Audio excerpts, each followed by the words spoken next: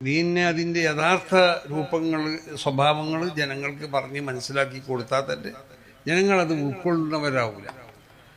അലമുനബിയുക്കും അലാമാത്തനസ്സലു ഷയാത്തി എന്ന് ശൈഖുനാ ശംസുൽ ഉലമ എപ്പോഴും പറയലുണ്ട്. സാധാരണ നമ്മളോടൊക്കെ സംസാരിക്കുമ്പോൾ തന്നെ അലമുനബിയുക്കും അലാമാത്ത ശൈത്താന് നമ്മളിൽ കൂടി വന്ന് നമ്മൾക്ക് ചില സംഗതികൾ, തെറ്റായ സംഗതികൾ ശരിയാണെന്ന് നമ്മൾക്ക് എന്താവുന്നൊരു ബോധിപ്പിക്കും ശൈത്താൻ. അവന്താ നമ്മളങ്ങനെ ചെയ്താലും തോന്നും. അപ്പോൾ കണ്ടിപ്പോൾ സുബൈക്ക് എണീക്കാൻ തോന്നുമ്പോൾ നമ്മളെ ശൈത്താൻ പറഞ്ഞ് എന്താ ശരിയാക്കണം, ഇനിയുണ്ട് സമയം എന്നാണല്ലോ പറയുന്നത്. ഇപ്പോൾ ളുഹറിന് അവ്വൽ വക്ത് നിൽക്കിയാൽ നമ്മൾ ഉദ്ദേശിച്ചു, ശൈത്താൻ വിടൂല. ശൈത്താൻ പറയും ഇനിയുണ്ട് സമയം, നിൽക്ക് എന്ന് പറയും.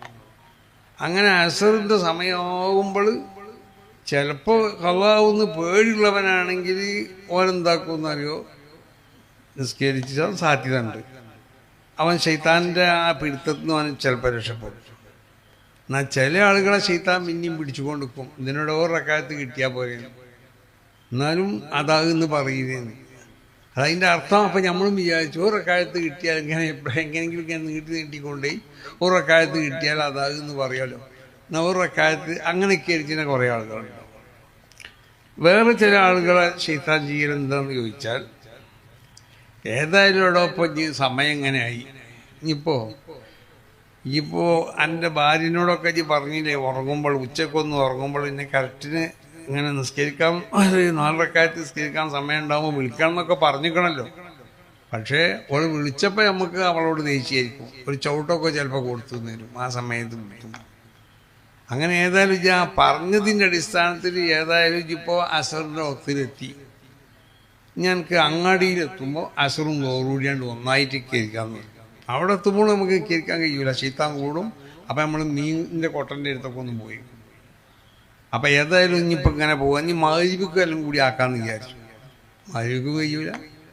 അങ്ങനെ വിചാരിച്ചു ഇന്നിപ്പോൾ ഏതായാലും ഇങ്ങനെ പോയല്ലോ, നാളെ മുതൽ ശരിയാവാമെന്ന് വിചാരിച്ചു.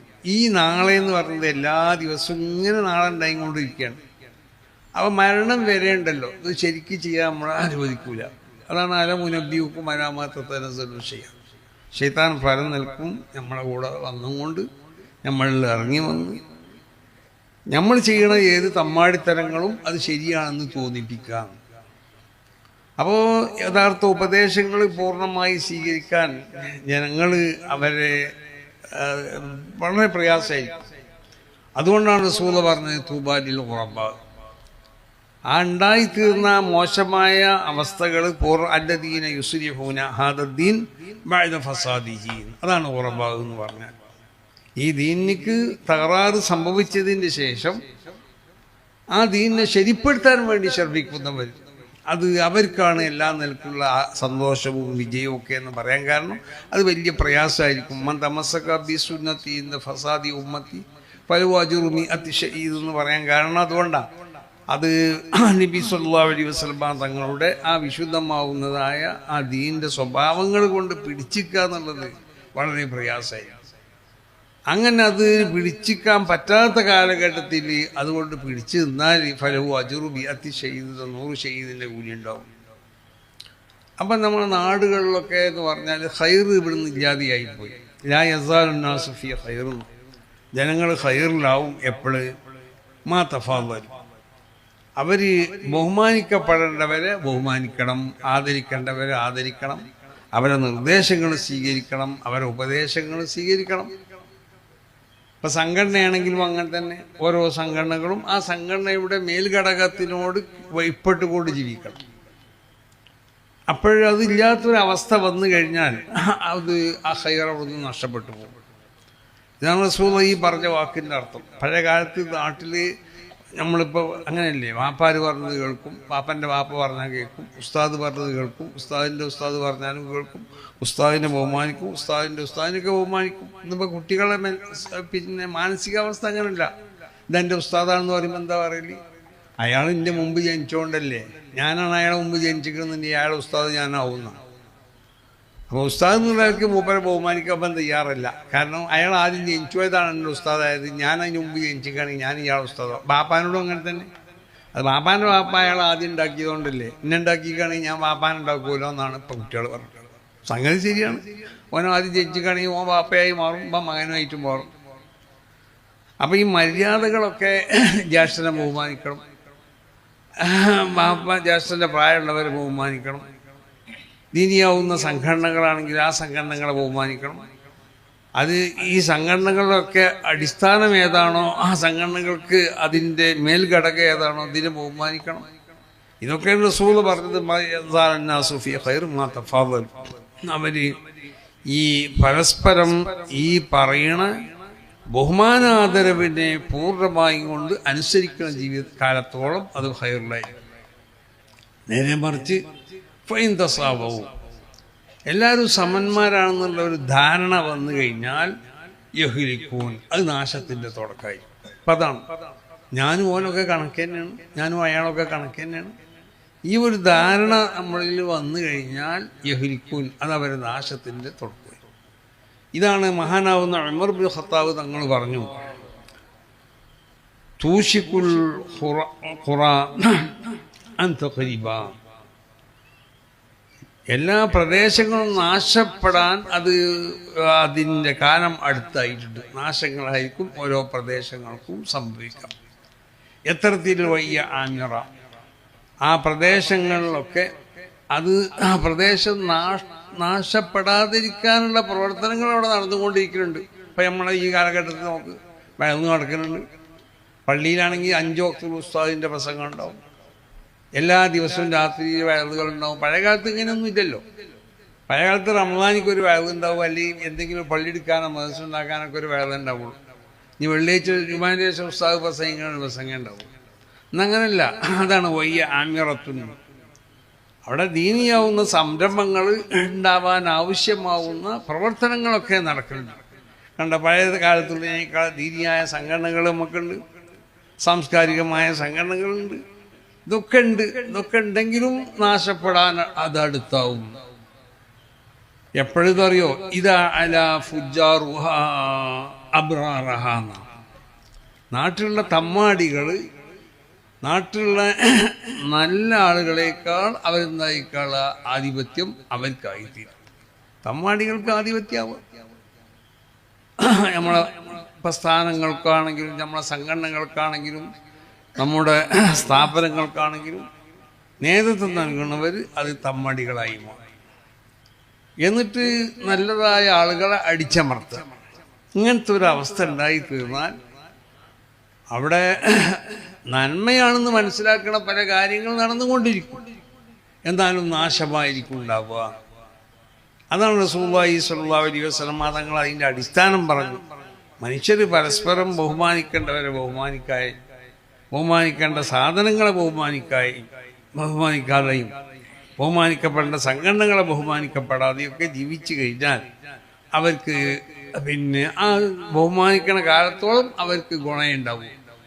നേരെ മറിച്ച് എല്ലാവരും സമന്മാരാണ്, ആരും ആരെയും ബഹുമാനിക്കേണ്ട, ആർക്കും ആരോടും ബാധ്യതയില്ല, ആരും ആരോടും കടപ്പെട്ടിട്ടില്ല എന്നുള്ളൊരു ധാരണ വന്നു കഴിഞ്ഞാൽ അവിടെ യഹ്ലിക്കൂൻ, അവർ നാശത്തിൻ്റെ തുടക്കമായി. ഇതാണ് ഇപ്പോൾ സംഭവിച്ചുകൊണ്ടിരിക്കുന്നത് എല്ലാ രാജ്യത്തും അങ്ങനെ തന്നെ. അപ്പം അടിസ്ഥാനപരമായി മൂല്യങ്ങൾ, ആ മൂല്യങ്ങളൊക്കെ പാടെ അതിനെ ചവിട്ടി പതിച്ചു കൊണ്ടിട്ട് തമ്മാടികൾ ആധിപത്യം ചെലുത്തുന്നതായ ഒരു സ്വഭാവങ്ങൾ നാടുകളിലൊക്കെ പടർന്നു വന്നിരിക്കാൻ തുടങ്ങുകയാണ്. അതുതന്നെയാണ് പറഞ്ഞത് യഥാർത്ഥ ആലിമ്യങ്ങൾ ഇവിടെ ഇല്ലാതെ, അറിവില്ലാതെ മതവിധികൾ പറയണതായ ഒരു കാലഘട്ടം. അങ്ങനത്തെ കാലഘട്ടം വന്നുകൊണ്ടിരിക്കുകയാണ് ചെയ്യണത്. അപ്പം നമ്മൾ എന്താ ചെയ്യേണ്ടതെന്ന് ചോദിച്ചാൽ, നമ്മൾ സ്വീകരിച്ചു പോകുന്നതായ ഒരു റൂട്ടുണ്ട്, നമ്മൾ നടന്നു പോരുന്നതായ ഒരു റൂട്ടുണ്ട്. ആ റൂട്ടിൽ വന്ന് അണുമണി തൂക്കം നമ്മൾ തെറ്റാതിരിക്കാം. നമ്മളിപ്പോൾ ഇവിടെ പല വിദഈ പ്രസ്ഥാനങ്ങളുണ്ട്. അവർ ഓരോന്നിനും അതിന് ആയത്തുണ്ടോ അതിന് ഹദീസുണ്ടോ എന്നൊക്കെ നമ്മളോട് ചോദിക്കുമ്പോൾ നമ്മൾ ആയത്തും ഹദീസൊന്നും പറയേണ്ട ആവശ്യമില്ല. നമ്മൾ ഈ വിശ്വസിക്കുന്ന ഈ വിശ്വാസവും നമ്മുടെ ഈ ആചാരങ്ങളും ഈ കർമ്മങ്ങളൊക്കെ മഹാന്മാരാവുന്നതായ അയിമ്മത്ത് മശായിഖന്മാർ മുഖേന ഒരു കറാഹത്ത് പോലും ചെയ്യാത്ത, ഒരു ഖിലാഫുലൗല പോലും ചെയ്യാത്ത മഹാന്മാർ മുഖേന വിശുദ്ധമായ പരമ്പരയിൽ കൂടി ലഭിക്കപ്പെട്ടതാണ് നമ്മൾ ചെയ്യുന്നത്. പിന്നെ അതിന് എന്താണ്, അതിന് ആയത്തുണ്ടോ ഹദീസുണ്ടോ എന്ന് ചോദിച്ച് ഇതാണ് അലമുനബ്ബിയുക്കും അലാമത്തനസലുഷയാത്തി. പല കള്ള തരീഖത്തുകൾ അവിടെ വരും. ബാഹ്യമായി നോക്കുമ്പോൾ അത് തരീഖത്താണെന്ന് പറയും. അവർക്ക് ദിക്റുകൾ ഉണ്ടാവാം, പക്ഷേ ആ ദിക്റുകളൊക്കെ ഉണ്ടെങ്കിലും യഥാർത്ഥ തരീഖത്തുകളിൽ നിന്നും വ്യതിചലിച്ചതായിരിക്കും അതിൻ്റെ സ്വഭാവങ്ങളൊക്കെ. കാരണം യഥാർത്ഥ തരീഖത്ത് എന്ന് പറഞ്ഞാൽ ഒരു മനുഷ്യനെ ശരീഅത്തിൻ്റെ ശരിയായ റൂട്ടിൽ കൂടി സഞ്ചരിപ്പിക്കുക എന്നുള്ളതാണ്. അതാണ് മഹാന്മാരാവുന്ന മശായിഖന്മാരൊക്കെ ഇവിടെ ചെയ്തത്. ഈ ഷെയ്ഖുത്തായിഫത്ത് ജുനൈദുൽ ബഗ്ദാദി എന്ന പേരിൽ അറിയപ്പെടുന്ന ഈ മശായിഖന്മാരിൽപ്പെട്ട വലിയ മഹാൻ അവർ പറഞ്ഞു, യഥാർത്ഥ ഈ ശരീഅത്തിൻ്റെ ആ ശരിയായ അതിൻ്റെ അടിസ്ഥാനങ്ങൾ ഏതൊക്കെയാണോ അതടിസ്ഥാനത്തിലാണ് നമ്മളെ ഈ ശരീഅത്തുകളൊക്കെ നമ്മളെ തരീഖത്തുകളൊക്കെ എന്തായിട്ടുള്ളത്, അതിൽ വിഭാവനം ചെയ്യപ്പെട്ടിട്ടുള്ളത്, അതിന് സംവിധാനിക്കപ്പെട്ടിട്ടുള്ളത് എന്നാണ്. യഥാർത്ഥ ശരീഅത്തിനോട് എതിരായ നിലക്കുള്ള വല്ല തരീഖത്തുമായി ആര് വന്നാലും ഫലാ തത്തബിഉഹു, അവനോട് നീ പിൻപറ്റാൻ പാടില്ല. അവന് ശരീഅത്തിൻ്റെ സ്വഭാവങ്ങളില്ലെങ്കിൽ വഇദ് സഹഫി നഫ്സിഹി, സ്വന്തം നിലക്ക് ചിലപ്പോൾ അവൻ നല്ലവനാവാം, എന്നാലും പിൻപറ്റാൻ പാടില്ല. അപ്പോൾ പല കള്ളന്മാരും വിവരമില്ലാത്തവരും തരീഖത്താന്ന് പറഞ്ഞു പല സാധനങ്ങളുമായി വരുമ്പോൾ നമ്മളും മനസ്സിലാക്കും, നമ്മളോടും പറയും അവിടെ എന്താ ദിക്റില്ല സ്വലാത്തില്ല എന്നൊക്കെ പറയും. ദിക്റും സ്വലാത്തും ചാപ്പാടൊക്കെ ഉണ്ടാവും, പക്ഷേ അതിൻ്റെ അടിസ്ഥാനത്തിൽ എന്താണ് തകരാറെന്നുള്ളത് മനസ്സിലാക്കാൻ സാധാരണക്കാർക്ക് കഴിയില്ല. അതുകൊണ്ടാണ് നമ്മൾ മനസ്സിലാക്കി വന്നതായ ഒരു റൂട്ടുണ്ട്. والسابقون الأولون من المهاجرين والأنصار والذين اتبعوهم بإحسان رضي الله عنهم ورضوا عنه. അപ്പോൾ അവരുടെ ومن يشاقق الرسول من بعد ما تبين له ويتبع غير سبيل المؤمنين, ആ മുഅ്മിനീങ്ങൾ, ആ ഖൈറുൽ ഖുറൂൻ റസൂലുള്ളാഹി സ്വല്ലല്ലാഹു അലൈഹി വസല്ലം തങ്ങൾ വിശേഷിപ്പിച്ച ആ മുഅ്മിനീങ്ങൾ, അതാണ് ആ 3 നൂറ്റാണ്ട് അല്ലെങ്കിൽ 4 നൂറ്റാണ്ടുള്ള മുഅ്മിനീങ്ങൾ. അവരെ ആ വഴിയിൽ മാത്രം പിന്തുടർന്നു പോകാം. ആ വഴി അല്ലാത്ത വഴിയിലേക്ക് പോയി കഴിഞ്ഞാൽ അത് അപകടമായിരിക്കുന്നു വിശുദ്ധ ഖുർആന്റെ പരസ്യമായ പ്രഖ്യാപനം. അപ്പം അതുകൊണ്ട് വിശുദ്ധമായ പരമ്പരയിൽ കൂടി വളരെ വിശുദ്ധമാവുന്ന ഒരു പാരമ്പര്യം, അതിൽ കൂടിയാണ് നമുക്ക് ഇത് ലഭിക്കപ്പെട്ടിട്ടുള്ളത്. അതിനെ സംരക്ഷിക്കുകയാണ് സമസ്ത കേരള ജമിയത്തുൽ ഉലമ ഇവിടെ നടത്തിക്കൊണ്ടിരിക്കുന്നത്. അതുകൊണ്ട് സമസ്ത കേരള ജമിയത്തുൽ ഉലമ എന്ന ഈ മഹത്താവുന്ന പ്രസ്ഥാനം അതിനെ എൻ്റെ പിന്നിൽ അടിയുറച്ച് നിന്നുമുണ്ട്. അതിലേക്ക് ശക്തി പകര അതിൻ്റെ 100ാം വാർഷികം ഈ വരുന്ന 2026 ഫെബ്രുവരി ആദ്യ വാരത്തിൽ കാസർഗോഡ് കുനിയിൽ വെച്ചുകൊണ്ട് നടത്തപ്പെടുകയാണ്.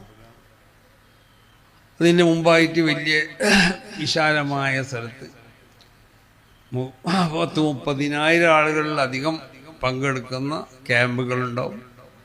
അവസാനം ലക്ഷങ്ങൾ പങ്കെടുക്കുന്നതായ സമ്മേളനം ഉണ്ടാവും.